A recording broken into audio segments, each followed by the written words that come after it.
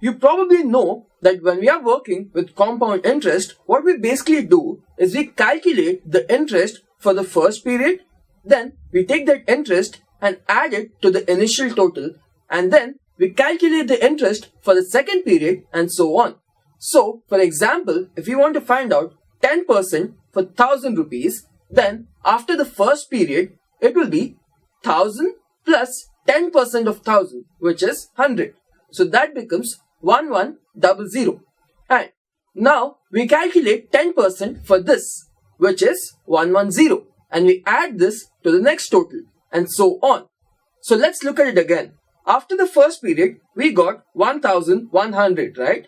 That is 1000 plus 10% of 1000. Now we can write this as 1000 into 1 plus 1000 into 0.1, which is nothing but 10%. So that gives us 1000 into 1.1. Now that means adding 10% interest means the same as multiplying it with 1.1. And this works at any given period. Say for the next period, we just do 1100 into 1.1, which is 1210. And for the next period, we do 1210 into 1.1, which is 1331. And it goes on. So, for the first period, you multiply with 1.1 once.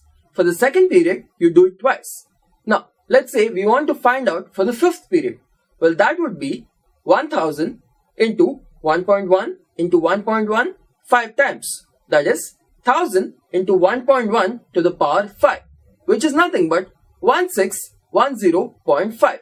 Okay, here we could calculate using this method, but what if the loan period is greater than 5 or 7 years? Well, then it'll be way too long to calculate the interest using this method.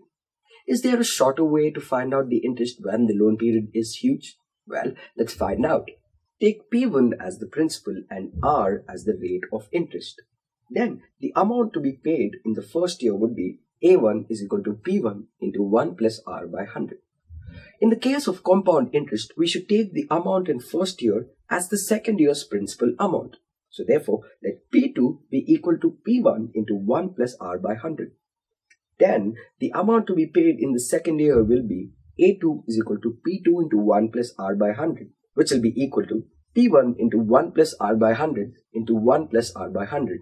That is equal to P1 into 1 plus R by 100 whole square.